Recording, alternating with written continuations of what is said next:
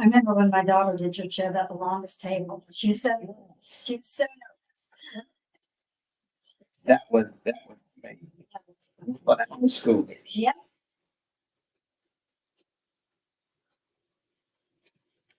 We need to bring that back. That was great. That was great. It was a great moment for the kids. Hey, go ahead on the tag and share. We are in the studio today with one of the most hardest working women in the world. That's right. Go ahead on the tag and share. Let's get everybody in. It's going to be an amazing show today. Let's get everybody tuned in.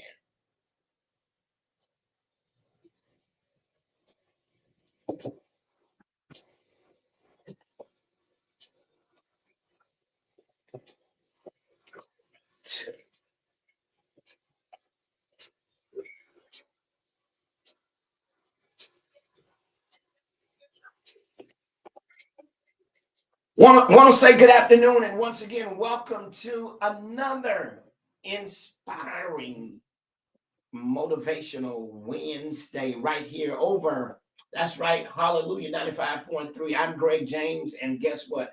I'm waiting for, you know who, the conscious chick. She's held up in traffic, so she's saying on Mayhan. She's about a block away, and she's on her way. But listen, I'm excited about the show today. So much going on in and around Tallahassee. Listen, for those of you who love football, it is well underway. And certainly we want to give a big shout out to all of you who are tuned in today around the city. Hey, go ahead and call a neighbor, call a friend, let them know that the Greg James Community Show is on the air. And we've got in the studio, I declare her to be one of the hardest working women in the world. I mean, she's a hard worker. State Representative Allison Tant. Want to say good afternoon, State Rep. How are you? I'm doing great. How are you, Greg? I'm wonderful. I'm wonderful. Listen, for those of you who don't know, we're going to be talking in-depth, exclusive with the state representative today. We want you to know that there's so much going on in our legislative session. It's re-election time. But one of the things that I'm proud to say about this amazing servant leader is that it's always a work day for her. It's not about re-election. It's about working. And she has always been working. Even when you were the Democratic chairperson, you worked throughout the whole state. I did. And you decided to venture into.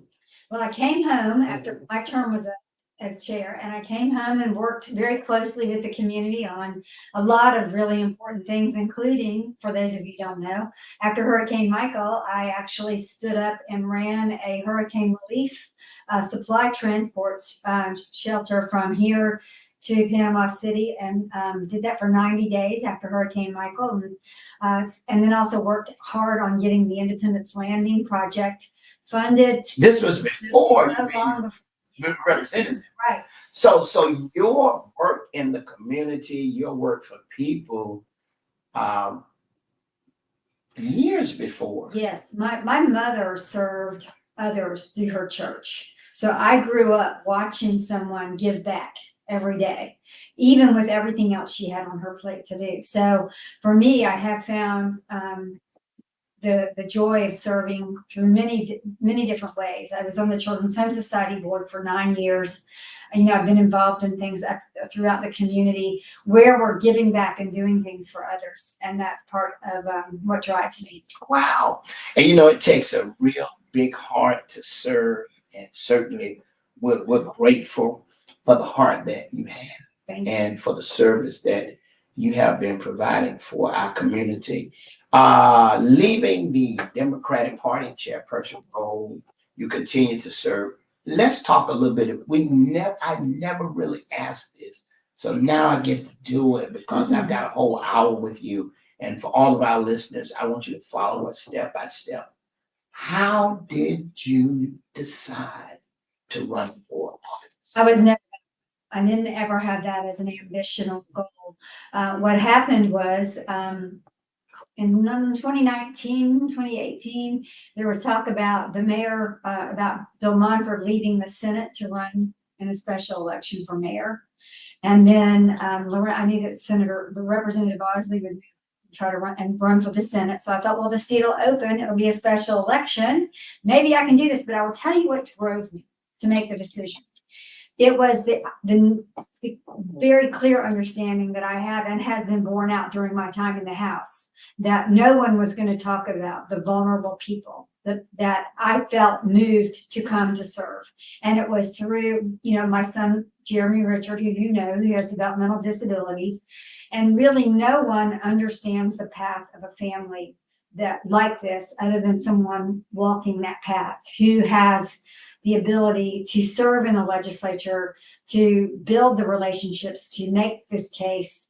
And I do think that I've done that very successfully over the last 4 years. Somebody asked me once when I was running the first time, what do you want to do when you grow up? And I said, I've pretty much done that. I am coming for a specific reason, as to make sure nobody's left behind, including people with developmental and other disabilities. I want to make sure that there's nobody who's forgotten in this process. So that was the reason I ran.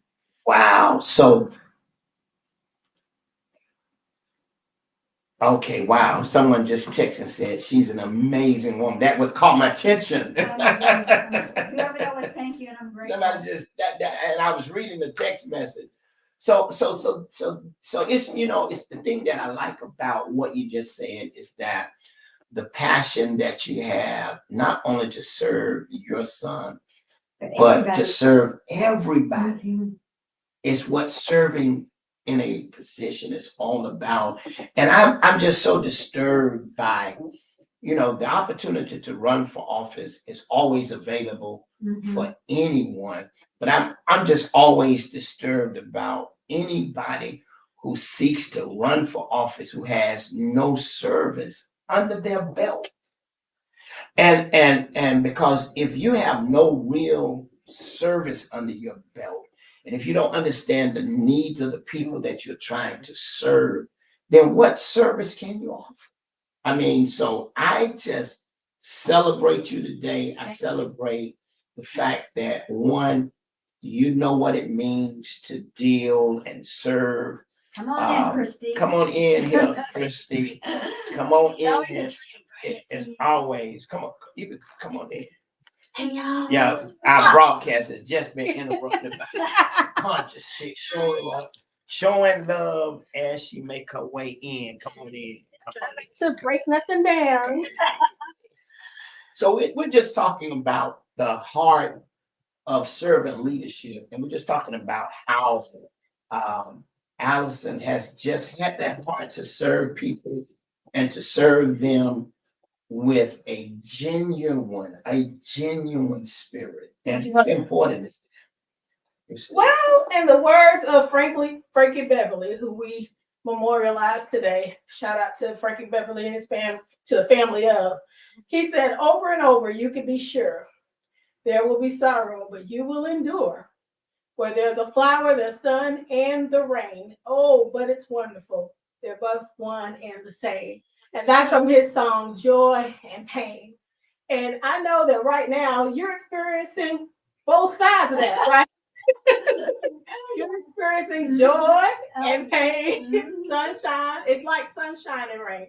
And so having a servant's heart and serving in the way that you do, you take the good and you take the bad that goes with it. Can you talk a little bit about that? Especially in this climate. Well, I'm going to tell you, I was hired to do a job by the voters. Yes, you were. In 2020 and in 2022.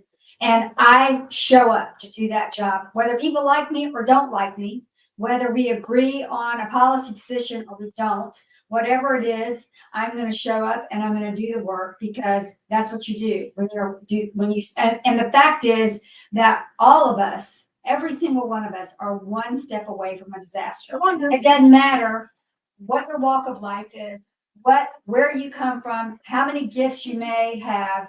Anything can be the thing that does you in. And my job is to help be there when something is doing somebody in, so that I can bring resources and support for those people.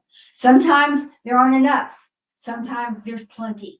My job is to connect hurting people with resources. I didn't come here, and my faith requires me to do for the least of these, because government is doing everybody, the able-bodied, the wealthy, those of us with lots of privilege, we're doing fine. It's the people that need us the most that I came to serve. And I think that's important, Pastor Greg, to differentiate, right? Because Yes. when we talk about the least of these, Absolutely. that's everybody. Seems Yeah. like in this climate, right? Mhm. Everybody's feeling the heat of inflation. Everybody's feeling Every the heat single of one of us. the rising cost of housing.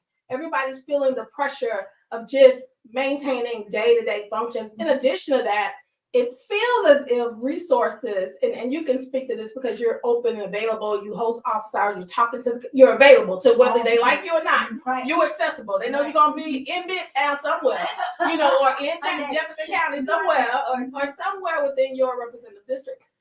Can you speak to right now who the least of these are? Like, who are the least of these? We're all going through, all of us in Yes.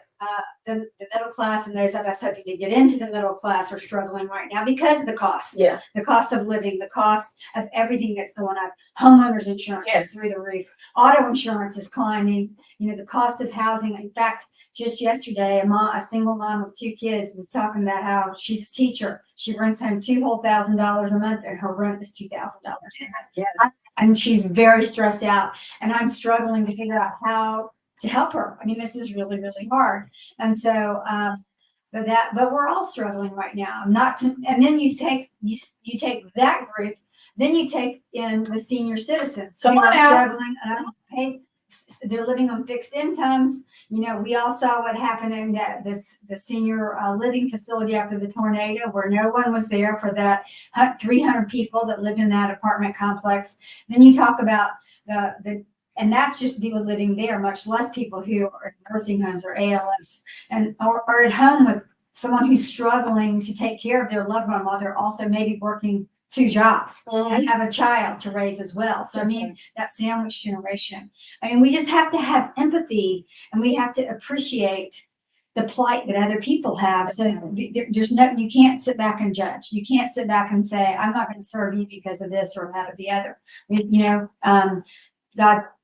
My God says, love thy neighbor as thyself. And that's what we do no matter who walks in the door. Hey, I just want to, it's amazing that you mentioned, a mother who makes 2,000, her rent is 2,000, and you're trying to say, what do I do to help her? Just this week, today is Wednesday, I believe it's Monday, I was calling the stick to say, hey, I'm talking with someone who's homeless, and how can you help me? What do you have available? What can you research? And sure enough, I mean, it's like we are encountering people who are hurting.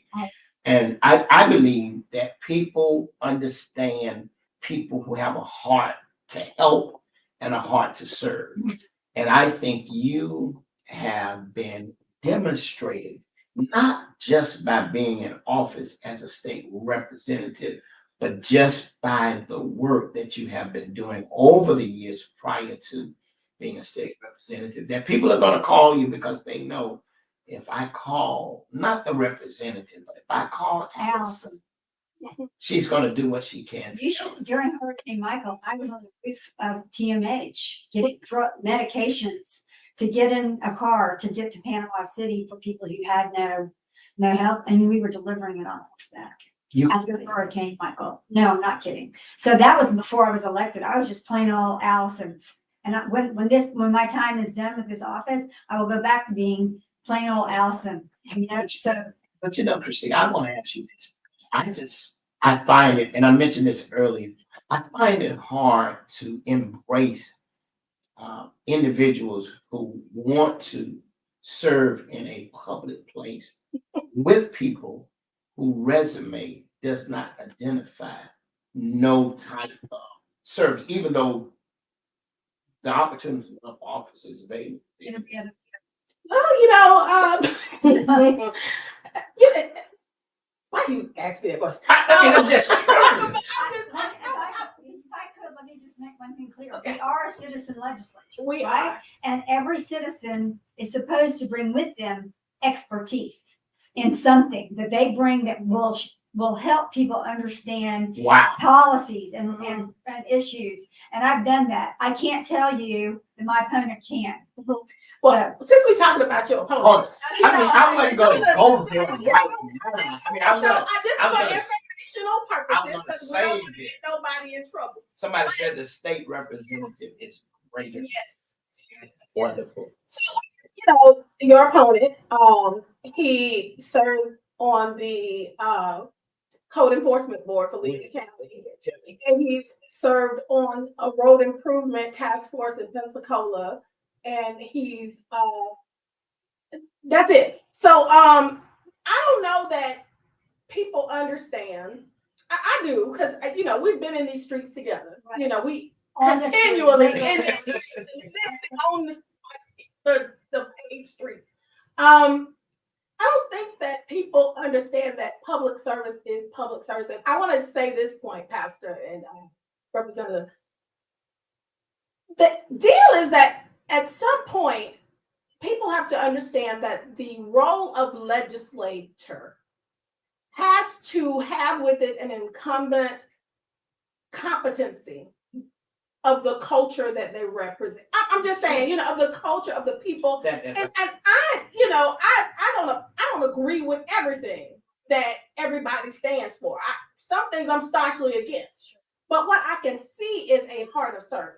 Yeah. What I can see is somebody I can access. I can see somebody I can speak to, and I can talk about issues and who gets it. And because they've been in the streets, you know, they understand what they represent in that space. And it's not just a position to take, you know, favors or to take, and I'm not insinuating that that's the case, but I think that for a long time, particularly in District 9, you know, it's really important that people get a sense and feel of connectedness to their state representative. That is somebody they know, right? It's somebody they like. It's somebody they trust. Now, I'm not saying that they agree with them, but it's somebody they know, like, and trust. And so it's interesting how politics is playing out in this hour. But I want to encourage, and I know that we've had this conversation, that politics, even at the state level, are local. Yes. Can you talk about that? Because there's a lot of local, there's over, how much was it? Almost $1 billion in surplus in Florida, the state of Florida. Would it be right? Would it be? I want you to say that. So it's for the record that people understand that we have a budget in Florida that is balanced. And It's required. Our Constitution requires us to have a balanced budget. it's very important for us to say this, right? So the money we bring in, we have money to cover what we spend. That's the role of a legislature, right? That's the key. Then above that, because of rising property taxes, because 1,000 people a month are coming to Florida, because of sales, because of business, we have $1 billion, would it be, worth of surplus funds. In the rainy day fund, yes. Oh, in the rainy day fund. Can you talk about how important it is that people understand what that means, right, for us as Floridians, and why it's important to have somebody they know, like, and trust have access to influentially to that type of resource? Well, my view, so my background is my mother was one of 8 children. They picked berries and tobacco in the streets in the fields of North Carolina to help feed each other. Okay. She and her 7 siblings. And my father grew up in an orphanage. So I come from very humble beginnings. So the notion of spending money that is not mine, it requires extreme and fierce stewardship and protection of that public trust with the public dollar. So making sure that we're efficiently and effectively and intelligently spending the public dollar is something that I pride myself on as something I'm very, very focused on. So in terms of the Florida Constitution requires us to have a balanced budget. There is no deficit spending in Florida. And it can't Florida. And so that's why it's really important to know what's going on into the budget. So one of the projects that I did get funded was $3 million for the Hope community, which is our only family housing opportunity or homeless shelter for people with children. who are homeless due to no fault of their own. And then we've also got the Carney Center, but the Carney Center financially has done pretty well in the budget, but the Hope community had not, and they needed refurbishing. And the other thing I got money for was Brehan House, which is housing for homeless pregnant women, Mm. so that their babies can be safely and in a place where they will have a crib and basics supplies to help their loved ones. So homelessness has been something I've been tackling from those perspectives, much less, of course, building a whole affordable housing community for people with disabilities. And then obviously working with the Refuge House on securing more dollars to help them and help them serve their families. That is going to be my big project for next year. That's going to be my focus. So I made this post today, and that said her voice. Mm-hmm.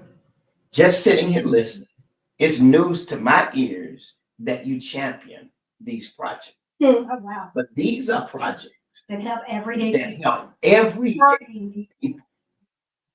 and in your district, Leon, Havertz Leon, Jefferson, and Madison. The other thing is I got $990,000 for the elder care services center, so they can build out their kitchen, so they can prepare more meals that we can put in cars, their Meals on Wheels, throughout the Big Bend, not just Tallahassee, but throughout the Big Bend. So, I mean, the other, you and I were discussing earlier, I was very fundamental in making sure Jefferson County Public Schools got their school back from the charter school system, and they're the only K-12 school district in the entire country that is a community partnership school, not unlike Save Palm is here, which has provided those wraparound services for 25 years to children that would have been like my mom, forgotten, abandoned children in the fields. Which, by the way, scored a B Yes, This they year, did school. in standardized testing assessment. I think you were listening to this, right? Two things I want people to understand. First of all, we have a Republican-controlled legislature. Yes, we did. Okay, let's just put that out there, right? Before you go any further, Uh-huh. how difficult it is to navigate through what she just mentioned, a Republican control legislature. And tell them what that means. And what does that mean? 6 Republican votes to 84 to 36 Republican votes against Democratic votes. Let's be So clear. anything Wait, hold on. can die. 14,000 people are listening to us. Okay. Yeah. That's our numbers that we carry. Thank you. You just made it clear. Thank you, Christy. We have a Republican controlled legislature And executive branch. and executive branch. There are 80 state representatives who are Republicans. There are 30 that are Democrats. Super majority. The chances of that 30 getting anything done It's tough. is tough. I've passed 14 bills in years. I've gotten, this last session alone, I had 17 projects funded. Now, 3 of them didn't make it past the veto pen, but I got the rest of them. And so listen, I just work. I keep my head down and I work. And I work on policies that I know that I can explain and that are nonpartisan issues. So a lot of the work I've done has been for vulnerable people since I got elected. And then this past session, I passed a bill that is considered landmark, which goes to guardianship of vulnerable people, including seniors, not just people with developmental or other disabilities. All of us, where we can have supported decision makers, supporters help us make decisions, just like you consult with your husband maybe about what kind of car you're going to buy, like that kind of thing, Right. and you make decisions together. Mhm. So rather than have to go for a full-on $10,000 guardianship, this way you can make decisions, and it's going to save our families a lot of money and a lot of heartache, and it's considered the best law of its kind in the country. I think that we need to rail back on the legislature. effectiveness. Yes. Because I get to this and it makes my skin itch. Partisanship and how it plays out on the local level. Well, partisanship is really ugly during campaign times. And we're seeing that, seeing people try to divide us Yes. over culture war issues that really had no problem we were trying to really address with the bills that that we're all fussing and fighting over. But I will tell you that when it comes to the process, I work with my colleagues on both sides of the aisle Yes. from a position of we're both humans. You love your community as much as I love mine. You love your family as much as I love mine. Your faith means as much to you as it does as does mine. Let's find out what we have in common and how we can work together. And I frankly think that's what voters want to see us That's what doing voters more of versus the fussing and the fighting, Absolutely. because that is frankly below us as a people. When there's so many needs. And do I care? I'm not going to serve somebody only if they're a Democrat. I'm not going to serve somebody only if they're, the same as me. Right. I want to serve every Everybody. person. Every person deserves to have their say and to teach me something. That's the whole purpose. Is as again, we are a citizen legislature. We bring with us what we know. That means there's a whole lot we don't know, and we got to listen to people to learn. So, but before you get there, Right. You got to work. You got to- You got to work. You got to know. I mean, I think the thing about serving is, I'll take this from the Bible. You got to know them that labor. yes, among you. know them. You got to know them. The book of Ezekiel, and I'm just going to pause for a brief moment to throw this in since we're on a Christian station. Ezekiel says, until you sit where I sit, until you go through what I've gone through, you would never understand the pain. Coming from a family of 8. That's why food insecurity is such a big deal to me. Yeah, because you all have split the bologna sandwich in 8 pieces. Yeah. Yeah.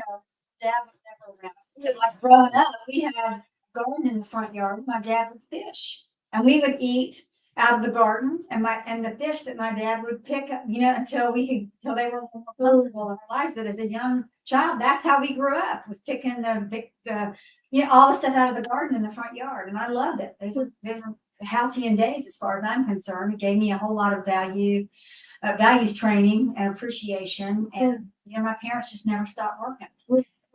You've done so much, and this is your 3rd term. This will be my 3rd term when I'm reelected. When she's She's reelected. stick right there, right? Because to get reelected, folks gotta vote, right? And I think that there's partisan agenda, but then there's community issues. And I'd like to get some thoughts on how are our local folks with community competencies rallying around. And I hope I'm not throwing. I'm just just saying what you're I'm saying. just saying. How are we rallying the community around the community's issues? Because I think that the divisiveness comes from things that are they're not outside us, but they're not like everyday things that people are encountering. Right. And I think that there are everyday things that people are encountering that are not being that talked are about. not being talked We're about. too busy talking about the garbage. Correct. Absolutely. You're on. So how do we rally the community around that reality? Because I think that's why votes aren't happening, because voters don't matter. The everyday things that people are dealing with take a back seat to the agendaism. And I know that you are a convener of all sorts. You bring people together. How can we make that practice in community to combat the inherent polarities that we are facing? We're going to have to do more of that. We're going to have to bring people of all stripes, of all political stripes, of all divides, of all differences together to talk through these things. I liked it when we used to do the longest table. I did one. We were talking about that for you guys. My daughter chaired one for the Leon County schools. I think we've got to let down our guards and talk about and let down the shields, not the guards, but let down the shields of partisanship, and how we've got to look at each other suspiciously, or like, you don't think like I think, so you're the enemy. And remember, we gotta look at each other as neighbors and friends. And when we do that, when you're hurting, I'm gonna come check on you. Yeah, absolutely. And when someone needs something, that's incumbent upon us as neighbors and friends to make sure that we're not leaving anybody out. And you do that every day of the week, Christy. I see you all the time doing it. So we're just gonna have to do more of that. But this election is about all that. It is about, instead of letting us divide each other along these ridiculous lines, let's talk about how we can do more together, and bringing hope and optimism and kindness, and dropping the judgment against one another back to the center here, because that's where most of us are. I mean, honestly, if we were to sit down and talk about, okay, these are the issues we're never going to agree on, and that's the way I do it in the legislature. I know that there are people. Does that mean I hate them as a human being? No, I don't. Are there people over here that are maybe going to go further than I want to go? And do I hate them for that? No, I don't. I try to do what's best on the whole for the 3 counties that I serve. And am I going to get every vote right? No human being will. But I've got to get it right for the whole, and I think I've done that over and over. I think you've done it extremely well. And I think that one of the things that I think goes with your voice is the fact that you're just visible. I mean, I thought I was busy until I wake up and go to your page. I mean, if it's not feeding someone, it's a meeting. If it's not a meeting, it's helping someone. And I think that's what servant leadership is about. And I don't want to say this, but I think people who are vying to serve in public office need to really examine, do I really care about the people I'm going to serve? Or am I just allowing all that I have to embrace me, to push me forward? Well, that's the interesting thing. Somebody asked me once when I was first running, what do you want to do when you grow up? I'm pretty old. I'm pretty grown up. I'm good with that. So I didn't come into this to grow up and get something for myself. Right. Because there's nothing, Right. there's nothing I'm aiming for. I don't have a next step later. My step was to come, bring voice to something that wasn't being talked about, and then some, and then serve people who are not all starting out on first base like the rest of us are. So it's important to reaffirm that fact, right? Because you're not coming here looking for dough, looking for ingredients, looking to put together a bread with yeast to make it rise.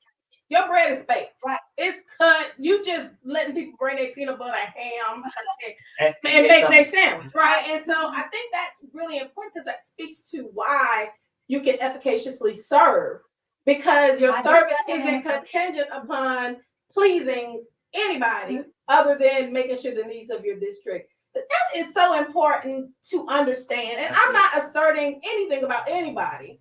I'm just saying that, again, we as voters, we have to demand a certain level of community competency from those who are running in office. We have to demand that they are, even if we don't agree with them, we have to demand that they are accessible. We have to demand that they are approachable. And we have to demand that, we have to vote for people who we see making impact. And on the flip side, for folk like you who probably, have a real problem with touting all that you do, because it's hard. It's hard to tell people everything you do, but people gotta know, right? And it's not boasting when you know that this is your job, and you have to make it clear, and you do make it clear. You publish it, you email it. People have access to your website. You're showing the things that you have advocated for that are on the governor's desk, or the bills that you're working with.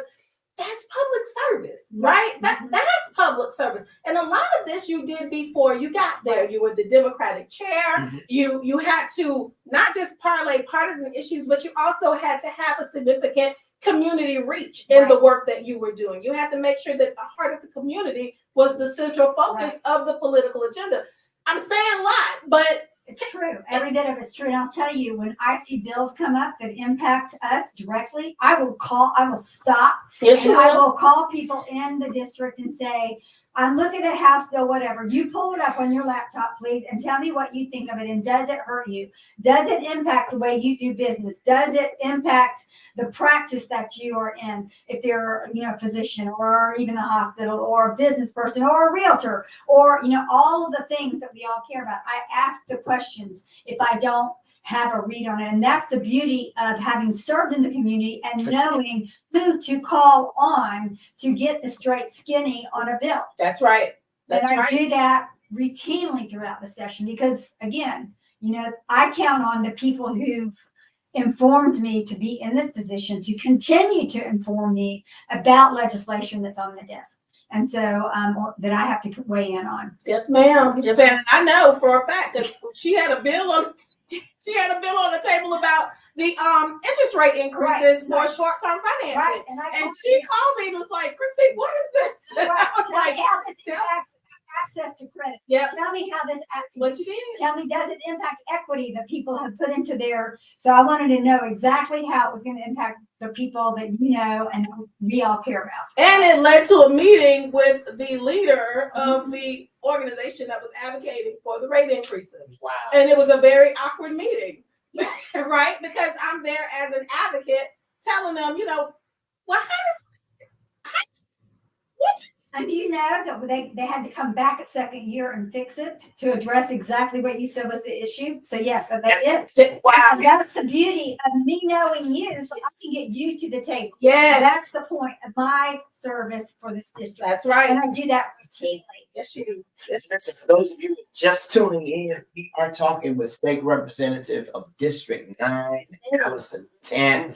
For those of you who are listening through the airwaves, if you're in part of Leon, part of Jefferson, and Madison, all of Madison, all of Jefferson, this is your state representative, and her voice is a voice that matters when it comes to issues in our community.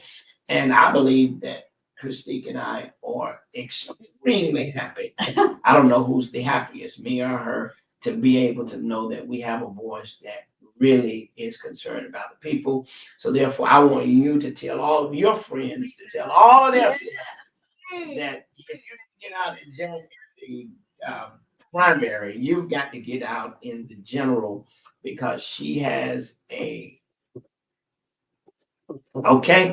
I think that people need to go and vote for the people they want to stay in office. Yeah. I think that's it. I can't convince you. You need to go and vote. What? Shout out to Nicole Everett, who says we've got to support what we want to keep. And if we want to keep our people that we know we have connection to, that have cultural and community competency in place for us to continue to do the good work that we do on the community level, this ain't big somebody getting money, right? This ain't big organization with a global headquarters somewhere off in Spain getting money from the state government. This is local groups like Elder Care Services. This is local groups, local groups like the group she founded to deal with housing vulnerability among disabled citizens. These are local people looking for resources to create local solutions, and the money is there. I ain't gonna go there because somebody gonna get mad. We have an opportunity, and I feel this like in my spirit, we have an opportunity to recognize voting for what it is in this climate. And voting is our responsibility. And when things go down, I don't care who run it. I don't care who you don't like. I don't care what scares you. You gotta go vote. It's our responsibility, because if we don't vote for the people that we want to stay there, then we get somebody that we don't know. And then we have to school them in cultural competency, school them in community competency, and you don't know who's on the other side of those issues that are pressing them to make certain decisions that may be against the better interest of your district. Absolutely. And I will tell you that my colleagues on the Republican Let me side calm down. get a consent agenda every day of all the bills they have to vote for. Whether their community wants it or not, they have to vote for it, or they become punished. They get removed from a committee, their office gets moved, their parking place gets moved. I don't have to work under those same pressures. because I'm a Democrat and I actually have more freedom than some of my colleagues do on the right. So this is what you're going to have someone who has to follow in lockstep if you vote for my opponent. And so I don't do that. I actually thoughtfully review every bill, and I can tell you for every bill why I voted a certain way. I can tell you, and it was always based on feedback from my community, whether it was a popular bill to vote for or not a popular bill to vote for. I rely on the listeners that are listening here and this community to give me the feedback I need to make the decisions that's representation of my district. And that's what I do every day. But there is no freedom, especially for freshmen coming into this process who have to follow the will of the speaker. Wow. And that's that the House Campaign Committee is what's funding my opponent, along with developer money from South Florida. South Florida. Miami developer. And you know, I think that is one of the most scary It's situations scary. that we find ourselves in, dealing with local politics, when big funds are coming from out of our Outside of our state, area. outside of our area, to fund candidates, to make sure that their message is out. That's why we've got to be able, I hate to use this analogy, but I got to use it. We got to be able to take the 2 fish and the 5 loaves. And we got to say, okay, God, we got to get up and we got to feed the multitude the news. We got to share the good news about what you're doing. We've got to do it a different way, because you're not going to get the big money that's coming in. I'm grateful today that I was able to give you a little donation. No, I don't. I do not have a well-funded party behind me. I've got, we're fighting for our own, and I'm raising money as fast and as aggressively as I can, so I can get the message out, stay on the air, Right. And all of that. let me just make this announcement today. I need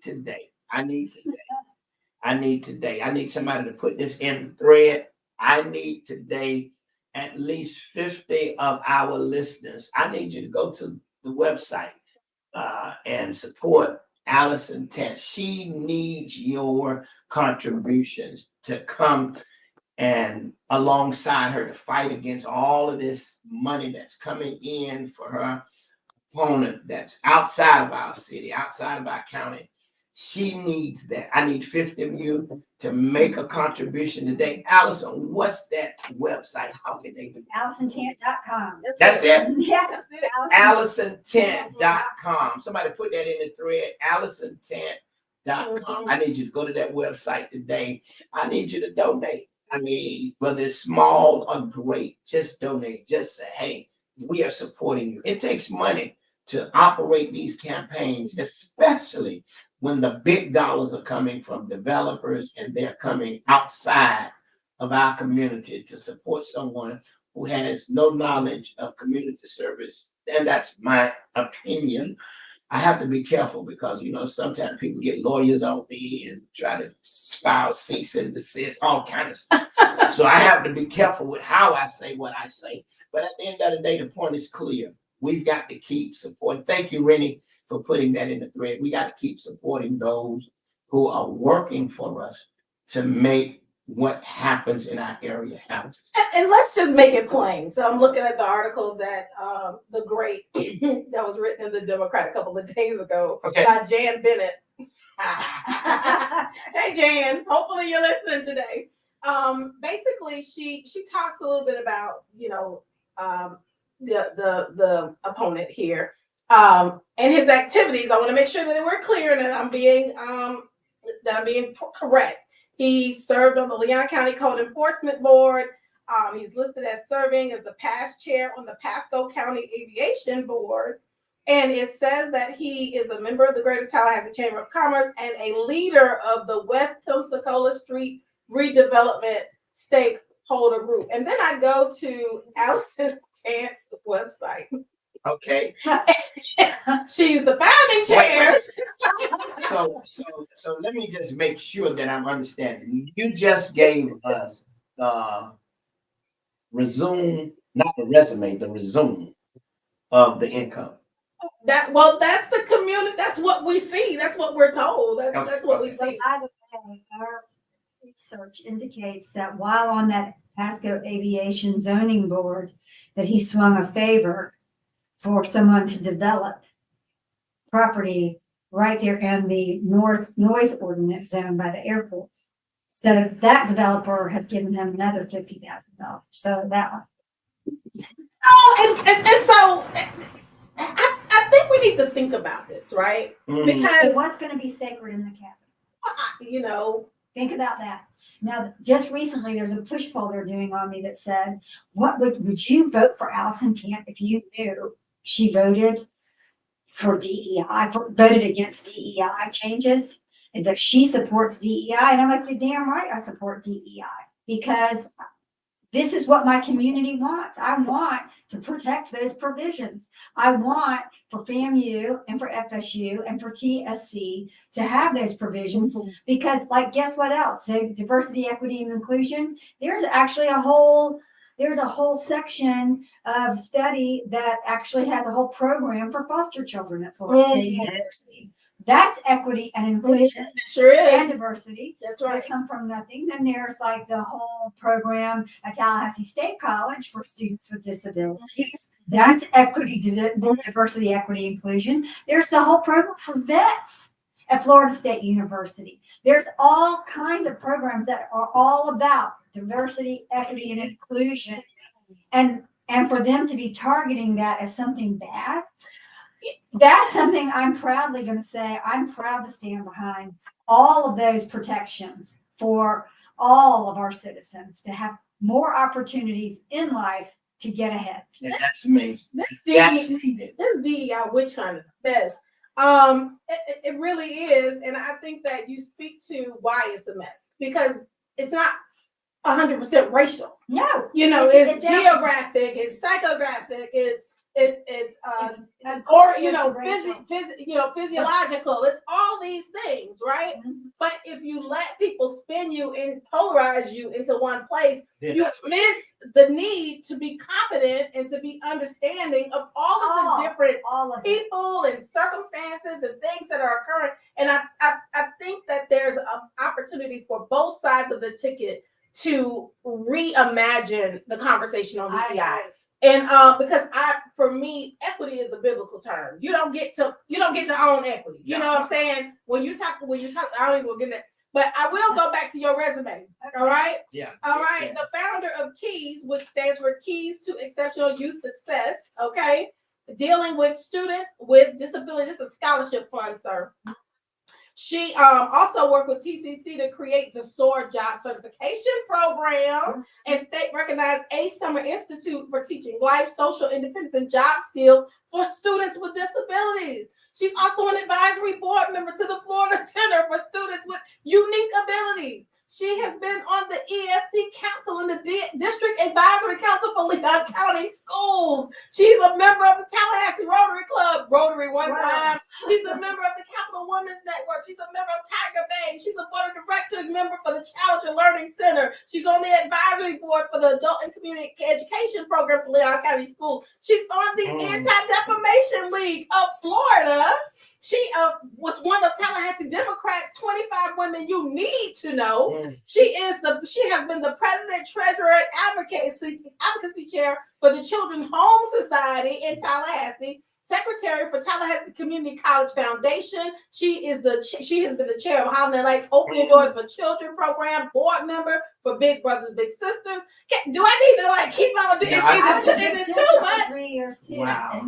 And you know, this is what service is all about. And It's service. and you will Effective service. effective service, and you only get to know what those needs are. When you're walking in the shoes Yeah, with those a shoes. person. Absolutely. That is the truth. And you can also, in that walking with that person, see that you are one step away from being that person. Yes. That needs the helping hand of Change others. at any time. Or- Yes. Or a mentor, as a child with a mentor. So, like, we went opening doors for children. That was an initiative of my law firm back in the day. We chose Bond Elementary School back in the day when it was the lowest performing school, and we sent in all of our staff, our lawyers, our support staff, and our lobbyists in for going in at least weekly, maybe twice a week to read to and help with do homework help with children in that school. And it was so amazing. We made such a difference for that school. We did it throughout the state. I was the coordinator here in Tallahassee. We were doing it at all of our offices for the state, in the state. So So you started as a private practicing attorney in your law firm and expanded it to all of the law firms. I mean, you can't train that. That has to already. Oh, incidentally, the Tallahassee State College Eagle Connections program, the SOAR program, that was something that we created right here in Tallahassee, which became as an OPAGA study of the governor's office, which has now led to the creation of a statewide job training, collegiate training, and lifelong learning for people with disabilities across the state of Florida. And This is something I did before I was ever elected, and it is not Republican, and it's not a Democrat. It's about human beings. The other thing, by the way, is that I took that experience, and right after I got elected, I was at at the hospital at the HCA hospital. They had 426 job openings. It was right after COVID. Right? So I went to the chamber, and I went to Lively, and I went to TSC, and I went to FSU, and I said, we have 426 job openings. What can we do to help this?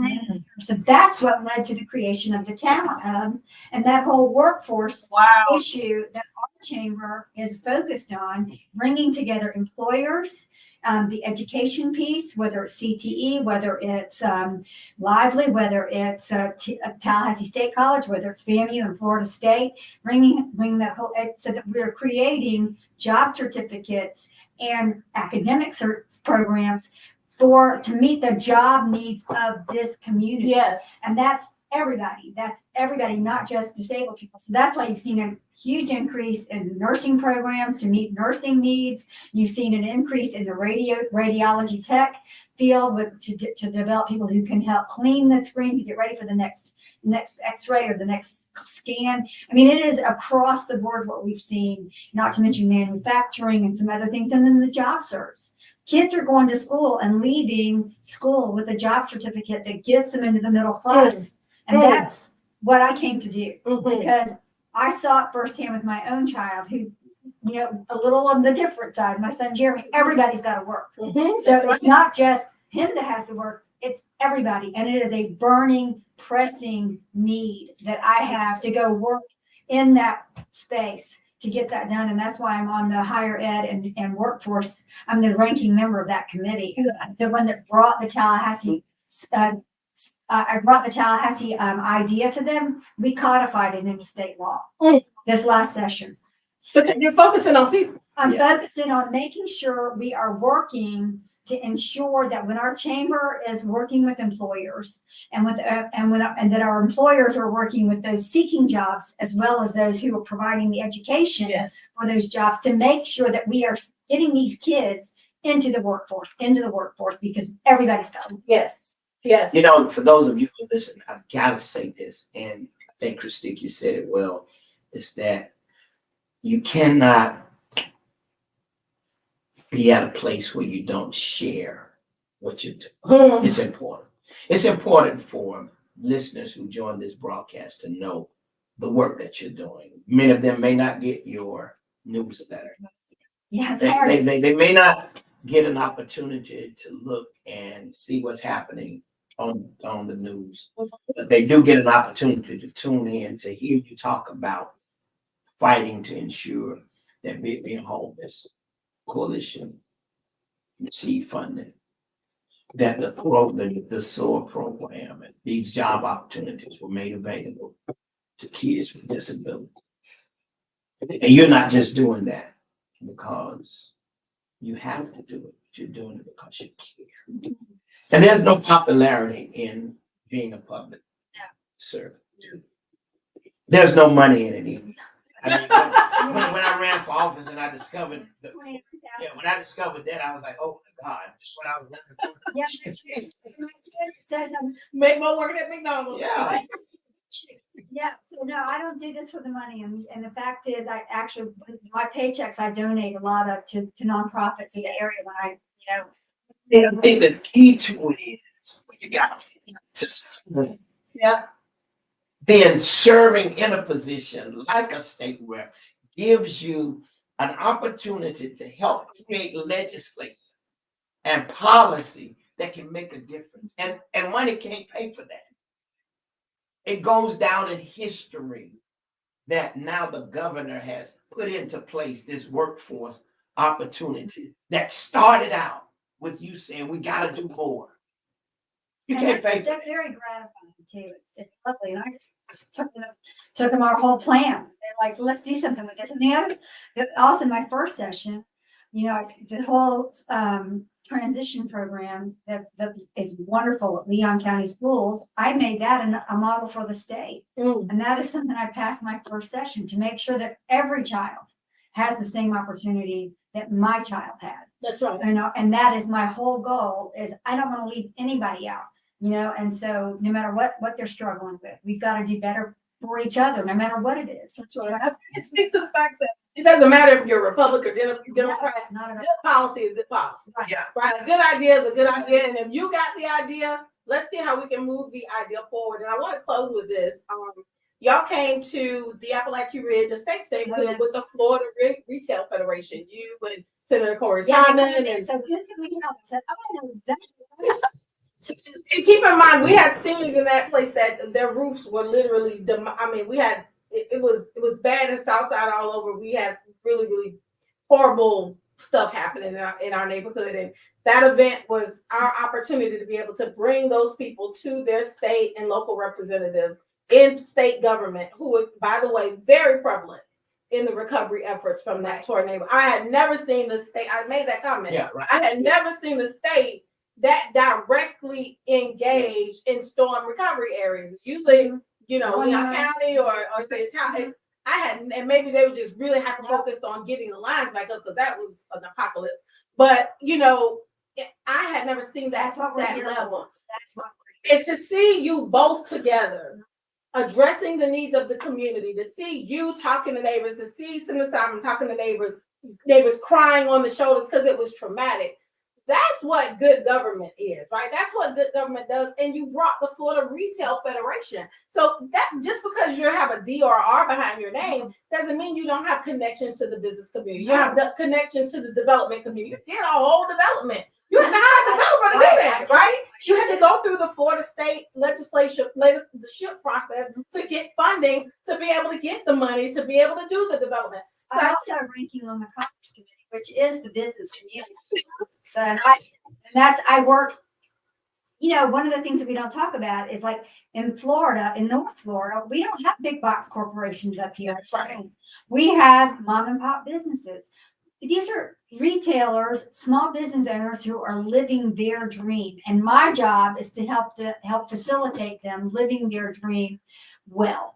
And so, and carefully, and that we are in a supportive manner. And that's what I bring to the process, is that understanding of the business community that I'm aware of and that I serve in my community. Well, Chris, conscious chick, it has been, we could not have done this in 30 minutes. We have to make it an exclusive because listeners need to know and they need to hear what public service looks like. And certainly, I I just can't say enough for this amazing servant we do. Round of applause. Round of applause.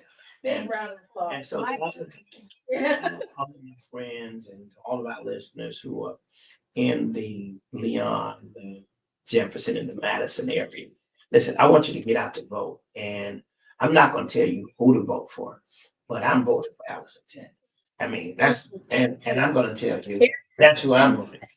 And I'm voting for her because we got to keep her working. She's working. She's working. And we got to keep her working. And she's a little lady, toting down the water bottles. I feel so bad seeing her toting down the big old water bottles past the James. Yeah, She told that stuff like and she does it. And when you got a heart to serve, you get the strength you need. Yes. So certainly we want to thank you so much for joining us today. And I appreciate all that you do. And not only I appreciate all that you do, but I'm grateful that we're friends. Grateful for both of you. And- You're lucky in my And so, Christine, with the final 60 seconds we got remaining. He said we better support what we want to keep. Wow. With the final 50 seconds that we got remaining, Representative, it's on you. Oh, wow. Well, thank you. First of all, thank you for having me on the show. I love being your friends. I love this community. I'm actually leaving here to go walk door to door. And I just want you all to know that my door is always open. I move throughout the community to make sure I'm listening and hearing what I need to know. You inform me, and I then take your voice to the Capitol, and I'm very proud of that and want to keep doing it. And I sincerely ask for your vote. Amen. Hey, man. Listen, said church is over. Hey, it's been an amazing time. Thank you so much, Tracy, Kia. Thank you all so much for joining us online. Once again, our guest today has been State Representative Allison Tent from District 9. For those of you in Leon, Jefferson, Madison, let's make sure we spread the word and don't be ashamed to tell them that I'm voting for her. Therefore, guess what? Look for you to do the same. It's been an amazing day. Keep it locked right here. Coming up next, none other than you know who. He rocks this microphone and these turntables like nobody else in the gospel world. That's Doc Daly. He's right after this. Listen to him all the time. Hey, listen, it's been an amazing show. Thank you all so much. Get out and vote for Allison Tent, that she is. And Renee, somebody's going to follow up with you. Renee stated that she is in need. She needs to get in touch with somebody at the Hope House. So we're going to follow up with you as well. All right. Hey, listen, keep it locked right here every Wednesday until the general. We're going to be interviewing some amazing guests, okay? And we're going to share why they are amazing.